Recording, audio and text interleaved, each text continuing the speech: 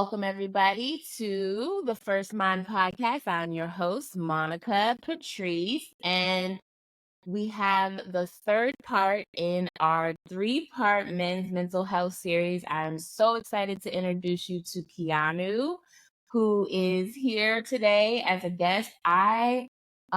This is my first time meeting Keanu and really learning about his story, but I am super excited for us to all kind of hear how your life has unfolded and about your mental health. So, Keanu, I'm going to turn it over to you and I'm going to let you introduce yourself to listeners. Yeah, absolutely. Thank you so much. Super excited to be here as well. So, hey, everybody. My name is Keanu Jackson. I am a therapist based in Brooklyn, New York, originally from a small town in Florida called Fort Pierce. And I work full-time as a therapist, primarily working with queer and Black folks in nurturing their relationships with their body. And so I'm super pumped to be here. I think that this is a really awesome opportunity, and I can't wait to begin on. Thank you. So many questions I could ask, and I'm glad we had a little bit of time to chat before we actually started the recording. But my first question, Keanu, is who raised you and what were you taught either directly or indirectly to believe about yourself as a child? Yeah, I love this question.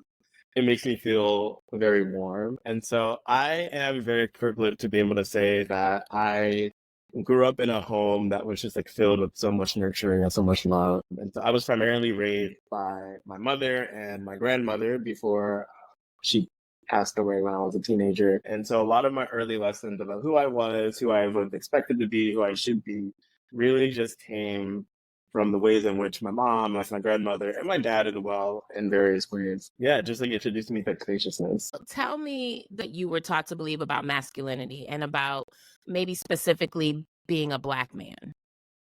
I feel like my first messaging related to my Blackness and like my manhood really came about when I was around 5 or 6 years old. Around that time, that's when my parents were going through their divorce. And that was the very first time that I was hearing, you are the man at the house. Yeah. I will say that I feel like that's like a very common sort of like sentiment that they share among like so many Black boys or Black men, just, within the US. I will, though, add the caveat in that although this was something that was like mentioned to me in my childhood, it wasn't something that was made as like an expectation. And so I fully believe that my father was imparting those words onto me to kind of just assist me in sort of like coping, like understanding with the fact that there was a divorce happening, like he wasn't going to be physically living in the home anymore, and that he just had like full faith in like my ability to just be a full person, to trust in myself, and to just continue to be an active member of the family. I think that both of my parents still did a really great job at reiterating the fact that I was a child and I got to be a child and I could remain a child, and that, as I was growing up, that of course I was going to be developing my own ideas, my perspectives, opinions on things, but at the end of the day, right, it was not our responsibility to carry the load of the family, the burden of the family on my own in any sense of the word.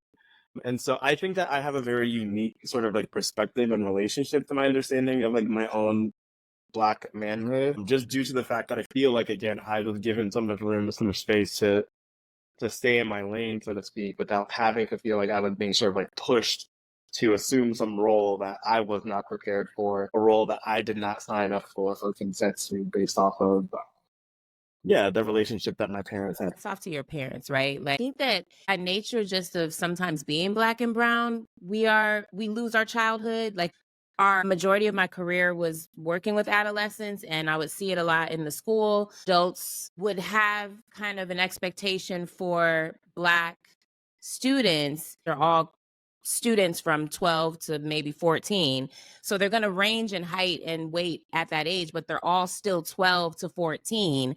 But a lot of times, if you had a male and he was a bigger student in stature, the expectations for him to have adult behavior and adult coping mechanisms and adult was like I'm like, he's 12. Like, I don't care what he looks like he's 12 years old. So I'm thankful that you brought that up. And I also appreciate what you said about your parents giving you space. I've never heard anybody frame it this way, to develop your own idea about what masculinity and being a Black man was.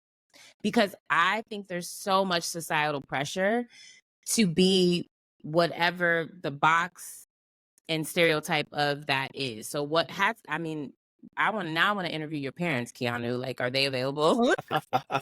Yeah, I have so much gratitude for both of my parents, and I think, of course, like as a kid, right, I would like butt head with the both of them, have my own like thoughts and opinions about who they were as people. But I think that now as an adult, I can have like a very like I did have like a wider appreciation for like everything, that they did and sacrificed, and also now the awareness that they are both also just like people and people who were also figuring out parenting for the first time, people figuring out divorce for the first time, and people who, really wanted to make sure that at the end of the day, definitely their children knew that they were supported at the very least within the house, knowing that, out in the world, in our environment, especially in our social environment, that folks weren't going to necessarily give us the same amount of grace or the same opportunities to really just exist in.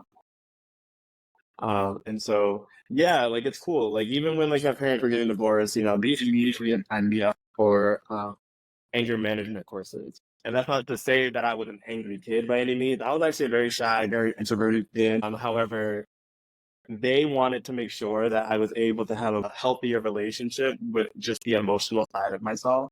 And that I wasn't just keeping all my feelings inside if there was something going on. And they understood that they may not necessarily be the most equipped to guide me and teach me those like emotional regulation skills on their own.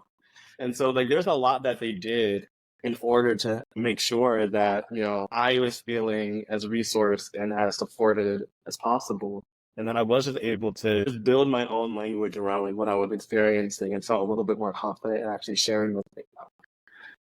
Yeah, that's an amazing testimony. It was amazing. Like, I love my parents. I love my parents down. Yes.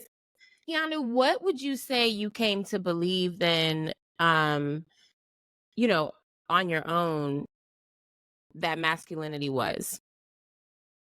For a long time, I was actually very confused around the idea of masculinity in and of itself, just because I always felt like I sort of existed a little bit like outside of what the typical or what, like the norm was as far as like masculine behavior or boyishness. Like I said, I've always been somebody who has been very in tune with just like my emotions and always someone who's been like super sensitive. Like I think when I was a kid, I was so in tune with like my tears and my sadness. Like I was a crybaby. Like I would cry at almost everything. It was so funny. But I remember like growing up like elementary school and things like that, and then like all the other boys, I never really felt like I fit in with them. Mhm. Um, some of that might just be due to the fact that again, like my parents were like raising me under this like model that was a little bit different than the norm. Some of this also is probably just due to the fact that I was, a little queer kid that didn't know that I was a queer person or didn't have the language to actually express that. And so for me, like masculinity felt like something I kind of had to. It took a lot of time for me to kind of like observe, and I just remember taking in information, looking at other boys, and being like, "Oh, I wish I was like that. They're so cool." Right, and sort of like creating this like character that didn't necessarily match with who I actually was on the inside. And it wasn't until I became an adult where I was like, oh yeah, masculinity in and of itself is just like a big performance, right? And like how we understand masculinity, all of it is just like really fake. We're all playing this role because we feel like we have to play this role in order to survive or to fit in, be accepted, et cetera, et cetera. But yeah, like for me, like I think that when I thought about masculinity growing up, it was always a big question. I had no idea. I still have like some trouble in describing exactly what dictates masculinity and like what doesn't. Because to me, I just don't feel like it is easy. I don't think it exists on a binary. One of the questions that I ask often is how they came to understand love, like the meaning of love. And a lot of people will say is we learned off of TV. Like, there's not a lot of autonomy to come up with your own understanding, but then there also isn't a lot of modeling of what you're supposed to be doing either. So you're kind of like just stuck. I've never Yeah, thought about it. yeah, and it's all of it is so silly because really no one knows what they're doing, and yet at Right. the same time there's like a pressure where everybody is like pretending like they know what they're doing for whatever reason, and for me, I think that at a young age, I kind of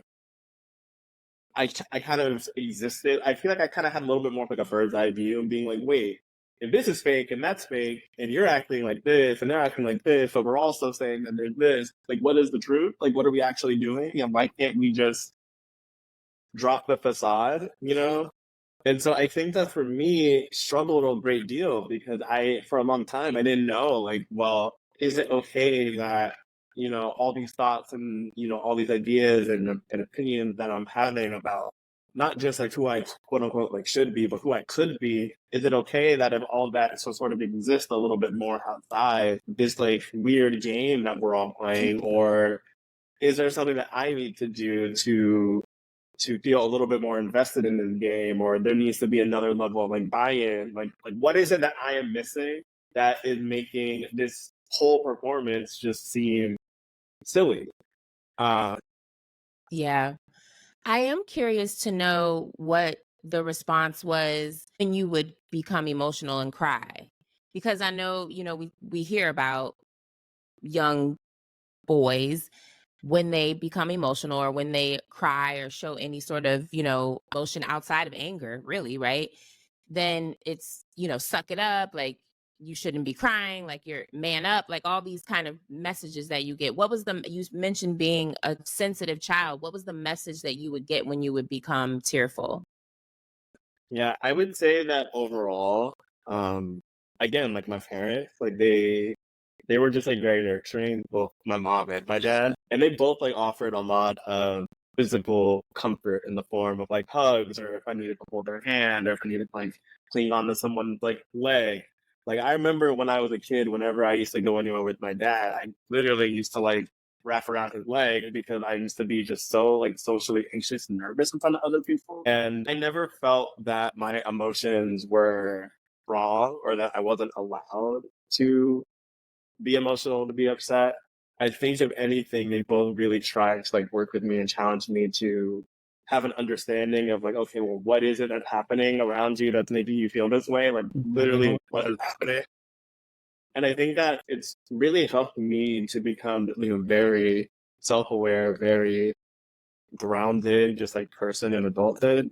Uh, and it's striking because I look at my dad's family, for example, and I wonder where he sort of got that model from, because if I was crying around them, it was the opposite story. It was, why are you crying? Man up, you're soft, XYZ.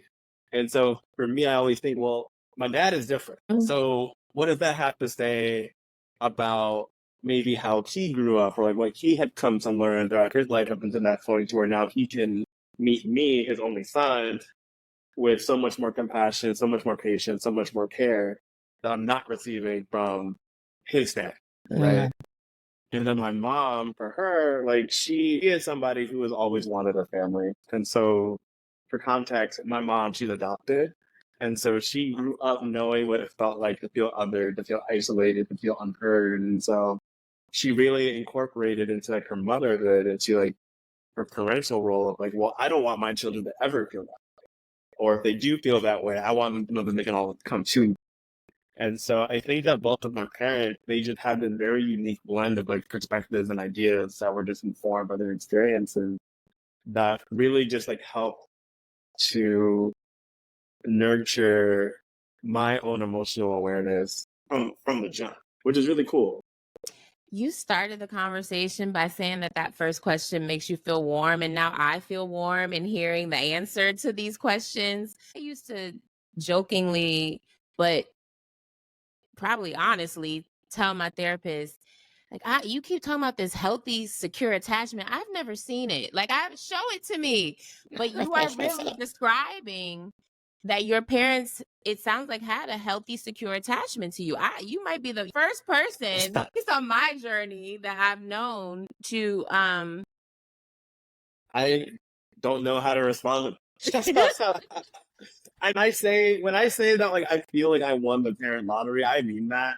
And that's not to say that like my parents are perfect, right? No, nobody is perfect, right. and there were definitely like those challenging moments. But even now, like as an adult, I'm talking to my parents, and like they are both like so open about areas where they feel like they misstepped, or like they'll ask for feedback, or like they're very open to just knowing like, hey, XYZ happened back then. How did that actually make you feel as like a kid? It's so interesting, because I didn't grow up with a whole lot. Grew up very low income. We were like very impacted by the recession that happened in 2007, which kind of messed up everything. However, I tell everybody in my life that like I never felt like love was a finite resource. Like there was always opportunity for love and care in my household, even when we didn't have all of our material needs met all the time. I always knew that like, okay, this is a family that I feel safe with. These are people who I feel safe with. These are people who are going to do whatever it is that they can to support and protect me, no matter the cost. And it's striking to me how rare that is. And so, yeah, I'm just very grateful and very privileged to be able to have that experience, to have the family that. Wow. Yeah, I love this story. Thank you for sharing this with me. I want you listeners to hear from you how you define queerness, but before we get into that answer, I'm thinking about, and I just want to name this and maybe hear your thoughts on it. That emotional nurturing that you received as a child is what some people will say will make a boy queer. Like we've all heard that, right? Like that nurturing of your emotions. What do you say to that? Because I find that not to be. Yeah, I have two responses. I have a response that is like very petty, like very, very petty. And then I have a response that's a little bit more, a little Okay. more clinical, that's a little bit more, We want to hear both. Yeah, and so my petty response is, well, if you were unable to just establish a emotionally safe environment for your children, for your family, that's not my problem. Like that's not my problem that you were unable to cultivate safety. That is not my problem. My more clinical, my more enriched and informed perspective on that is that, I don't necessarily believe that it's the emotional nurturing that like makes that makes other people queer. No, it's really just about signaling that you are a safe person for me to actually openly maneuver and navigate through these experiences with, right? Because of the way in which you taught me to understand and process and create space for how I feel, right? That is letting me know that okay, as things are changing, as I'm noticing, as I'm becoming more aware, that you are somebody who is safe for me to open up with, right?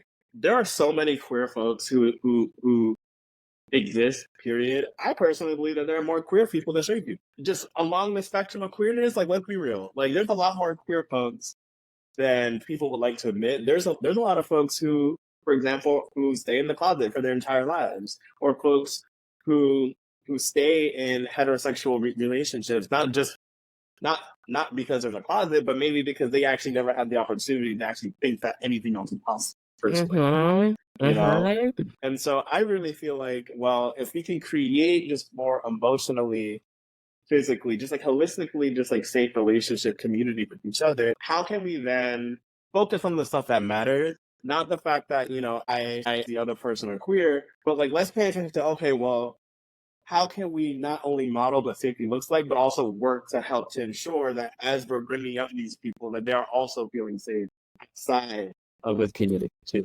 you know?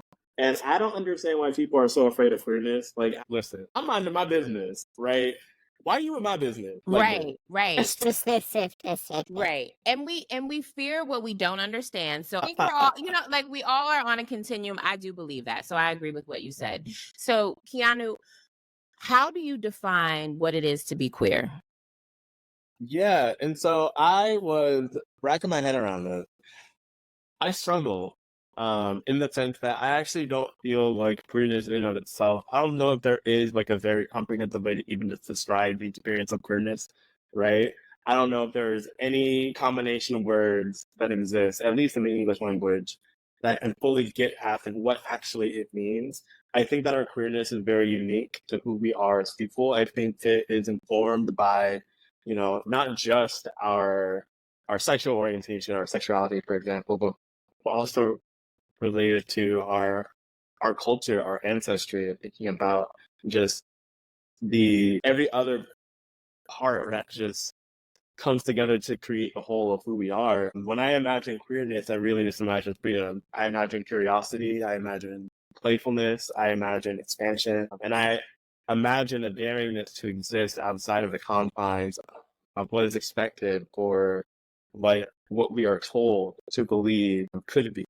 Mhm. And ultimately, when I imagine queerness, I'm imagining love. I'm imagining truth. I'm imagining flexibility and just ownership of not just the joy, also just the trial and the pain and the complexity that just comes with it. It's to me just very rewarding aspect of the human experience that I desperately want other folks to have a taste of at some point, whether it be through just research, through their own questioning, through loving somebody else who is a queer person. I really do believe that like queerness is our ticket to freedom, like for real. Well, because it sounds like what you're describing is authenticity, Mhm. is being Yeah, for able to show sure. up as our authentic selves and doing that so much so that it requires other people to hold space for our authentic selves. Mhm. Exactly, exactly. Holding space for your authentic self, your lightness, your heaviness, right? Just whoever you are at any particular time, having that version of yourself, that part of yourself, just being welcome. Yeah. Yeah. I like that. Do you feel as though being queer and being Black and queer are separate experiences? I don't. I have been Black and queer for my whole life. Like my Blackness is informed by my queerness and vice versa. Okay. Yeah, yeah. And so I don't think that there is a separation. I think that to sit and try and pick apart and to separate these like aspects of who I am would really it would just like dilute and take away and dismiss just a very important just like part of just who Keanu is, right? Mhm. It's like there is no Keanu who isn't Black and queer. Like what? Like it's just like I am not myself without the marriage between the Blackness and queerness. All the other aspects of my identity, my history, like my past, my present, my future, like all of this is interconnected. I don't know. Wanted to hear your thoughts on like being a Black man versus being a queer Black man, but it sounds like what you're saying is you see them both as coexisting. Oh, every aspect of my identity is interconnected. It really had me wonder if there is such a persistent attempt to sort of separate our identity into so many chunks because there may be a belief that then it'll be a little bit more digestible. Mhm. And I say that primarily because I remember, after I had come out to my parents, my mom was like incredibly emotional. Not in a way that she was like embarrassed or ashamed of me or anything like that, but more so, I remember what she said to me. She she had named that, for my whole life up until that point, she was preparing to protect me as somebody who would eventually become a Black man. And that once I'd come out, she had realized that, oh, there's this entire other aspect of you I hadn't considered up until this point, and I don't know if I can, like, I don't know if I'm going to be able to protect you in that way as well. And so there was almost sort of like this grieving component of, I've been so hyperfixated on protecting you because I knew that you'd be a Black man when actually should have been preparing for, yes, even you becoming a Black man and also all these other pieces of who you are, right?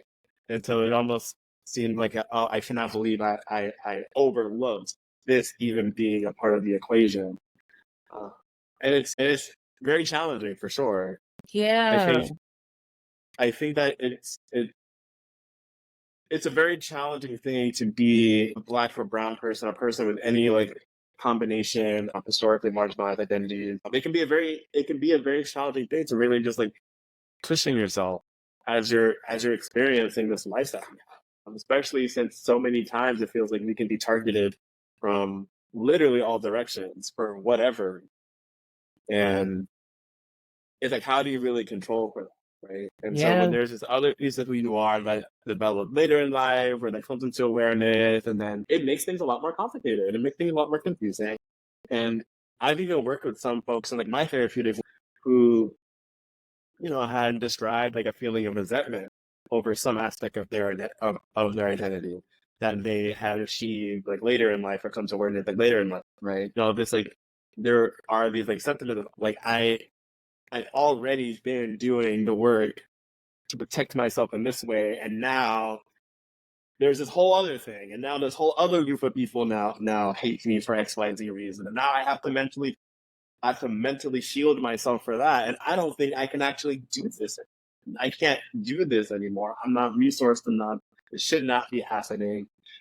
And why can't I just exist? So it's a very complex thing for sure. And I feel like folks are just looking for likeness, looking for a way to just digest everything that's happening to and around us. The truth of the matter is that it's oftentimes impossible. Like, there's no way for us to literally consume all of the burden, all of the harm, all of the experience, like all of the stimuli. There's no way for us and our bodies to really hold on to. Yeah.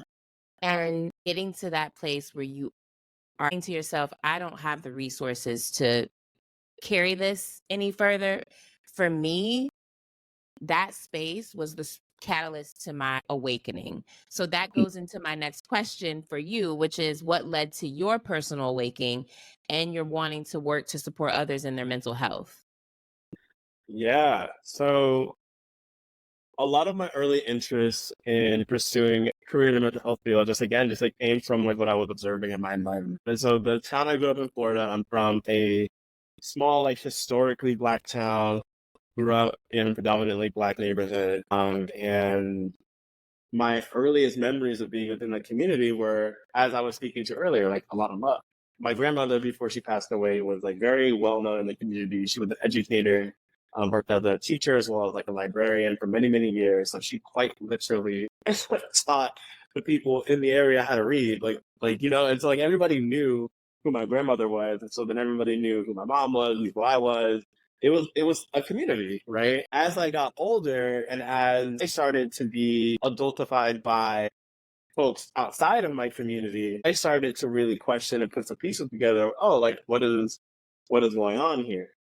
Right. And that's when I realized, oh, people are making judgments about who I am or who I could be based off of how I appear. Right. My presentation is threatening for some reason. My peers, right, they're being discriminated against. They're being targeted for whatever reason. Right. The folks I'm going to school with, they're having opinions about the neighborhood that I live in. So for context, the school I went to from 6th to 12th grade was in my neighborhood. So I used to walk to school. And yeah, like going through middle school to high school, seeing the literal shit from folks who came in from the town over, being like, oh, like we are in the ghetto, we're in this, oh, it's dangerous. So I started to get a lot of messaging around what other folks actually just like believe, like folks like myself, me, and the people in my community, like people just have these like assumptions that led them to then have these particular behaviors that were ultimately very harmful. And so all that being said, I knew that I wanted to do some sort of work to just support my community, support folks who look like me with similar experiences. It wasn't until after I was in college, I was going into my sophomore year of college, where somebody who worked at our front desk in like in the dorm I was in, she had introduced me to social work. So I had known that I wanted to do something related to mental health, but I also know that I wanted to do something that was more like social justice oriented, something that really looked at supporting people in their environment. And so I was introduced to social work, fell in love with it, and then decided, okay, this is the path, this is where I'm gonna go. Which ultimately led me to the work that I'm doing. Do you want to, Keanu, talk a little bit about what you do today? Like, just let listeners kind of know. Absolutely. I'm so excited at all the cool things I get to do. And so Yeah, and so like I mentioned a little bit before, I work sort of full time as a therapist, and so I see individuals and couples, and I really try to make sure that I am centering other queer, Black, and brown folks in, like I mentioned, building better relationships with their body. And so I do that primarily through sex therapy and through utilizing a therapy approach called internal family systems therapy, or parts work for short. And it's been a very transformative experience. I think that having folks come into the therapy space oftentimes for the first time, really being heard and seen and understood for the first time, but then also knowing that, oh, they actually get to determine for themselves, like what they are consenting to, what they're opting into, like what feels right for them, and really like asking themselves those questions. It's a really cool process seeing people like lean into that, and it's something that on one hand seems like pretty like no brainer. Like of course like consent is important. Of course like you get to determine like what types of relationships you're having with like loved ones, with partners, with coworkers, with etc. However, for a lot of us, we are not presented with that option. We're not necessarily raised or taught to think that there was an option or anything. We are told this is the path, here how people are gonna treat you, and you need to fall in line accordingly. Whether that be at work, whether that be in like your sexual dynamics, whether it be you're thinking about literally like what your career opportunities or education opportunities can be. A lot of us are told or are receiving messaging from the beginning that you need to fit in these limited options and you don't ask questions. And so the therapy work in and of itself has been a really incredible and transformative space. A really great opportunity to again just be in community with these folks who also are just hungry for that awareness, hungry for that healing, and have this belief that they are deserving of undergoing this process. So yeah, so that's the therapy work. I also do a lot of work in the community, doing trainings, like workshops, like things like that. I'm educating on a variety of topics. I go into like some like nonprofit or corporate environments, doing healing spaces for ERGs, or like meeting with leaders, being like, hey, like the policies or practices here are actually not supportive of like our employees, the folks have needs. How are we going to get those needs met? And so I've really been able to utilize my social work degree to really like branch out into these other areas that are just so. I think that also like using social media, being articles and doing stuff like podcasts are also incredible opportunities to get folks connected. One of the things that you talk about in your work, Keanu, is the connection to the body. You do a lot of work, I know, with this kind of helping us have a deeper understanding of the connection to our body, connecting more in depth with our body, and then how that then can help us access a deeper sense of self. So I wanted you to talk to listeners a little bit about how you describe the connection between the mind and body as it relates to our mental health. Yeah, absolutely. Well, first I would like to say that for a lot of us, as we learning about like self in general, right? It is very body focused with an absent of like an emphasis on like our mental space or even just like our emotional hygiene and well being. And so I want to make sure that in the work that I do, that I am making folks well aware that yes, like all of this is connected. Like what is impacting your body is impacting your mind, impacting your emotional state, impacting your spiritual state.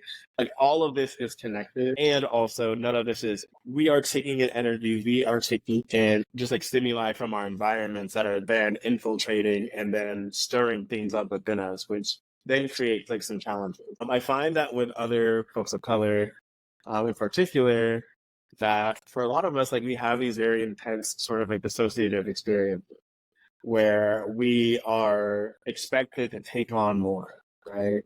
To not complain about what feels intense, what feels hurt, what feels painful, what is really like getting at us as a means for us to continue to be able to function essentially as objects that can then just be discarded when there is no longer a use for it. And so with the work that I do therapeutically, I want to make sure that folks first and foremost are able to learn how to pay attention to like their sense of urgency, like what feels urgent, right?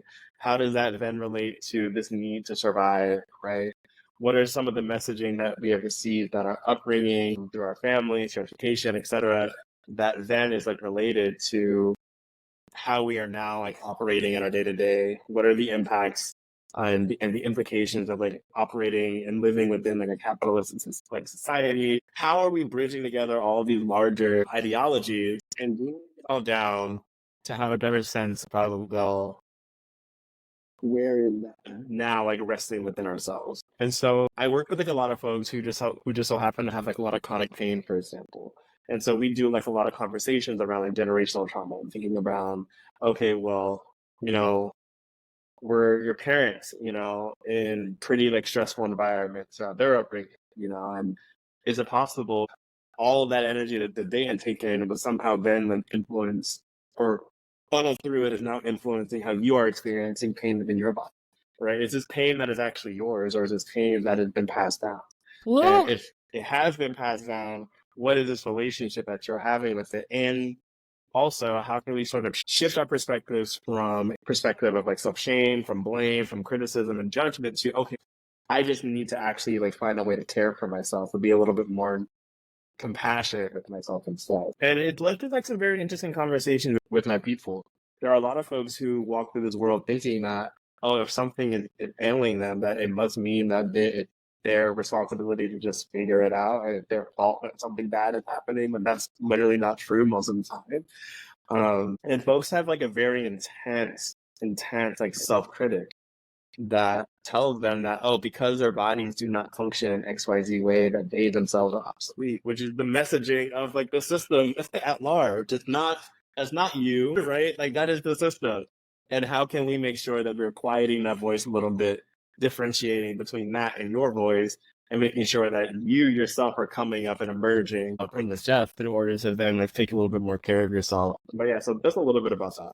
I really appreciate the framing of that, like that we are really conditioned to be machines is what you're saying. You know what I mean? And like, so then when we start to fall apart, it becomes like our burden, like not functioning properly because of something that I didn't do or I missed or I didn't take the right supplement or the right vitamin or I didn't eat well, or like it's somehow my fault that I'm not functioning properly when I really live in a environment that is conducive to not functioning properly.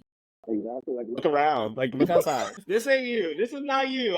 For us, this is not you. Appreciate that part of the work because I know in my own practice that shame, like if I could somehow just figure out a way to eradicate shame, like it to me, Keanu, it's such a useless emotion. It's counterproductive. It doesn't do like it. I don't even know what purpose it serves. Like my journey, that shame has been like a quicksand. Like I struggle to move forward because I'm stuck in this shame all the time. So And it's your fault for being stuck in the shame in the and first it's my place. fault for being stuck in the shame. Right. Like, yes.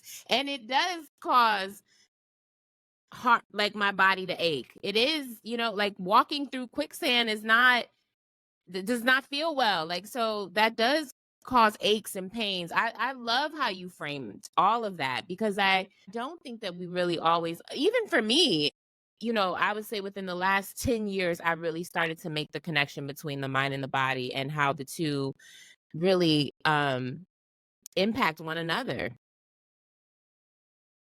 And it's interesting. So like once you actually, make that connection, come to awareness, and then it just gives you so many other options just like to care for yourself. There's so many times where folks are feeling pretty immobilized, when they're feeling like, okay, well, everything hurts. Outside is terrible. I'm overwhelmed. I don't know what's happening. And I'm just here, right? I feel like once you actually begin to sort of create the connections, and then that gives you a little bit more opportunity to create some option for you, which is amazing. I love talking about options with folks, even if the options that are the most absurd and most wild. Of course, like you may not necessarily do that, but like we're about to lay out all these options on the table because it is an option. It's like you could do that. You could fully wild out, and that's an option. You don't gotta do it. But let's like crack this frame open a little bit and give yourself a breathing. Right. So I'm curious to know what got you to focus specifically on the brain body connection. Like, did you have any experiences with your own just making sense of your body and pain and that connection? What prompted you to like kind of focus in on that specifically? Yeah. So as much as my parents tried to cushion and protect me and do all these things. And they did a great ass job, if you ask me. That still didn't shield me from the world and from the environment. Right. And I had my very first panic attack when I was a freshman in high school. At the time, I didn't know what it was. All I knew was like my body felt terrible. I'm freaking out. I'm crying. But now, as an adult who also works as a therapist, I was like, you were having a full panic attack. And so I think that as I was, when I was a teenager and I was like, going through all of those years, things just got a lot more intense. That was again like right after the big recession happened, and so like, we officially like shifted to like a pretty like low income status, not in the home. My grandmother, was sick around that time. I was like grappling with like my queerness, and then being the oldest of four, and seeing my single mom like working these long hours and doing so. There, I was just like receiving a lot of just every aspect of my life, while also being high achieving, highly involved student. But also a sensitive. Like, I think sometimes we confuse sensitivity to just equate to tearfulness, but sensitivity is sensitivity to energy. So if the energy around you shifts or is off, like, you're sensitive to that too. Like, it's not just, being emotional, like crying. It's also just being sensitive. Very sensitive person. Which is funny because folks they look at me and then they think that I am, but I am a very sensitive person. Yeah. Which is so funny. Yeah. But yeah, I just was like receiving a lot of energy, and then I had my own like individual sort of like traumatic experiences, being a survivor of sexual assault, and yeah, it's like all of that just like culminated into like me being like, this just does not feel right. And then for a long time, I was like really dissociated from my body without even like really realizing it.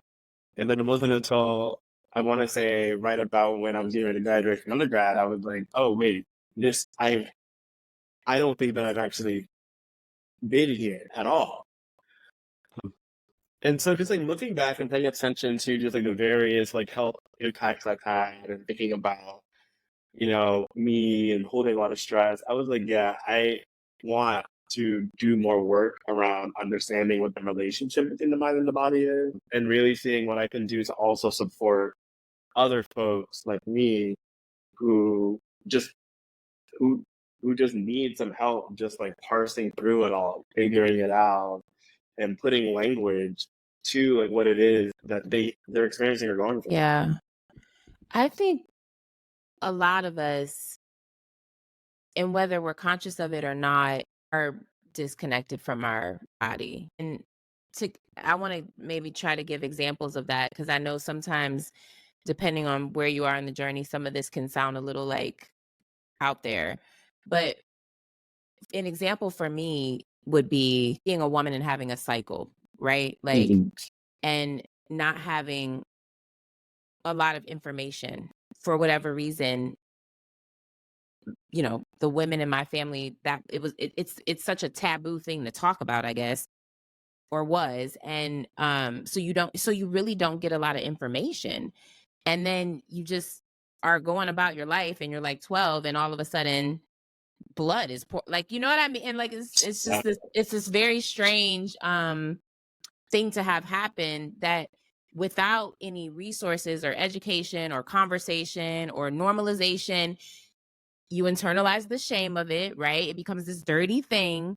And that begins a disconnection between myself and now my womb, my sexuality, like that.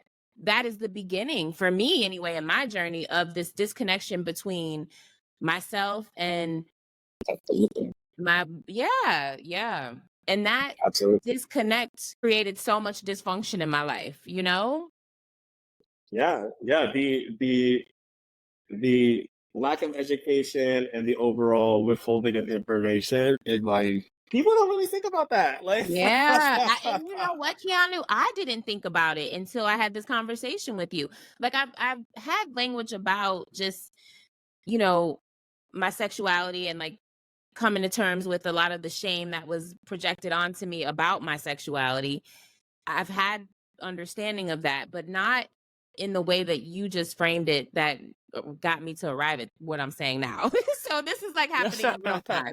Like this is like an epiphany. But yeah, so many of us as women, that early, shaming of our development, of our natural development. Like I don't have any control over like the Yeah, development of my body. So yeah, that very initial reaction of like cover your breast up, cover like all of these things that just make me feel like somehow my body is a sin. Like just how it is. Like there's nothing I like without any altering, without any like just the natural development of myself is a sin. hmm hmm Yeah. yeah. Yeah, and even that, like, right, it goes back towards what I had mentioned before, just about like the objectification that happens, where like us and like our development as people isn't necessarily censored by any means, at least like looking like the social landscape of it all. And people are just like looking at like our bodies, making determinations about us because of like what our bodies look like, how our bodies perform, so to speak, and having that just be that's just having that be it, right? You are Yeah. being treated based off of how I am perceiving your body. And not only is that happening, but it's like, okay, yes, I'm having this like perception of you and like your body. And I'm also not giving you any information. You are left completely in the dark. You just need to know that whatever reaction I'm having is your fault, and you just have to go deal with that yourself. Because I'm not going to impart to any information. I don't really care. I'm saying YZ thing about your body. That's a fact, and you need to go work on it, which Yeah. is wild. That's wild. That is Yeah. literally wild. Wild. Yeah. It Truly is. wild. Yeah, it is. And it's so many of our experiences. It doesn't matter, who identify. Like that is so many of us are having that experience. Yeah. I am so glad that we had this conversation because now I have things of my own that I'm, like thinking about. But and I love when that happens because this journey for me, the more I am on it, the more I understand that it is really just a continuum. There's no level that I've graduated yet where it's like, ta-da, I'm done healing. Like, I made it. In That's fact, nice. it's very much like I finally get to the top of a mountain just to find out that there is like another freaking mountain to go. Like, so it is not, I'm constantly learning and I'm so grateful to finally be in a place where I'm open to that learning because I don't think I always was. But yeah, the way you frame the work of the body, I think is important for listeners to hear because we're talking beyond the body is, sexual thing. Like we're thinking that's even kind of like the box sometimes is that when we're talking about a body, it has to just mean something sexual. So it's so interesting because I'm an older woman, right? Like I'm coming into the age where you probably should be covering up and not be naked. But also But says who though? right, See, and right. That's true. But in addition to that, this is for me the first time that I've had that feeling, and it's not in proximity to anything else. Like it's not because I want to be desired by, other people or like it truly is just want authenticity all the time. Will never put me in a closet. Like you're never gonna cage me. So now, like as I'm developing and I'm healing and I'm learning about myself, I just want to be naked. Want to be naked all the time. So yeah, that to me is my indication that I am starting to make peace with my body. yeah. Living liberation, living with liberation, very much that. It's just like such like it's just like such a rewarding experience knowing that the relationship that you are cultivating with yourself, with your body, yourself in like all your forms, like it's so hard to describe. It's just like a feeling of just like pure bliss, like Yeah, it's freedom, you know? absolutely, absolutely that. Thank you so much for this conversation. I'm so glad that we were able to finally connect and have this has been so informative. And I really appreciate your energy and your aura. You have a beautiful aura. Thank you for sharing your story. Before we get off of the podcast, I do want to give you an opportunity to let listeners know how they may connect with you, anything that you have coming up in the near future that you may want them to know about. Yeah, absolutely. So if folks would like to stay in touch, you can follow me on Instagram at the Black Queer Therapist. I am also on Twitter at the BQT. Stands for Black Queer Therapist, in case you didn't know. Or if folks just wanted to head over to my website, KeanuJackson.com. I post my blogs regularly. I have a lot of cool offerings, some support groups I'll be starting in the fall. And yeah, just a little bit more of a chance to learn a little bit more about myself. Thank you so much, Keanu. I also hope that maybe you'll come back. You didn't dive into Yeah. your recent photo shoot. I would love for people to hear about the thought process behind your photo shoot and how that came to I, fruition. Yeah, because that was really cool. So if you go to Keanu's website, you'll get to see kind of some of the things he's been doing, which again are really focused on this mind-body connection and making peace with your body. And I'm just so excited for you and your future and everything that you have going on. So thank you again for being here. yeah, absolutely. Monica, it's been a pleasure. It's been a joy. I, of course, would love to come back and talk about the photo shoot. That's one of my most favorite projects that I got to collaborate on with a dear friend of mine. And so, yeah, looking forward to the future. And again, just like, thank you so much for having me. Yeah. Well, as we always say and end every episode, everybody, let's heal. We'll talk to you soon. Take care. Bye-bye.